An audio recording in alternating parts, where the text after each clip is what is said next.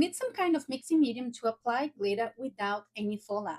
I am using the Multi-Gel by Krylon, and I'm going to use this beautiful green glitter. So what we're going to do, we're going to get a little bit of that.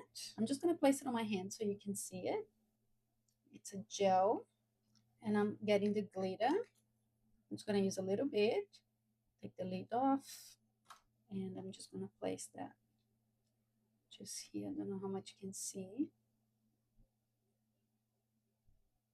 And you can control how much or how little glitter you actually want to apply. I'm using a synthetic brush for that. And I am just mixing with the gel.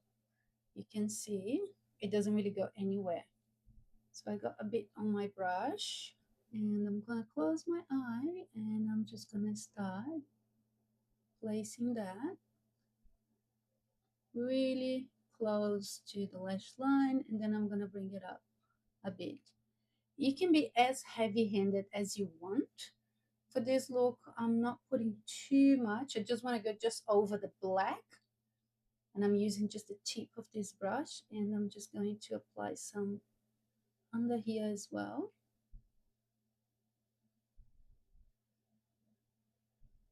And you can see how there is nothing coming off.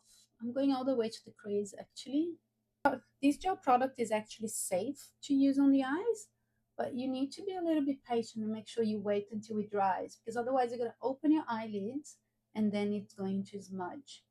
You can add as much or as little glitter as you like. I prefer mixing that with the glitter before applying on the eye, but you can apply the gel and then go over with the glitter. You're going to end up making a mess. So you may as well just mix on your hand or on a palette, and then placing just on top of the eyelid or where you want it. Now I just want to bring that under the eye as well. So I'm just going there.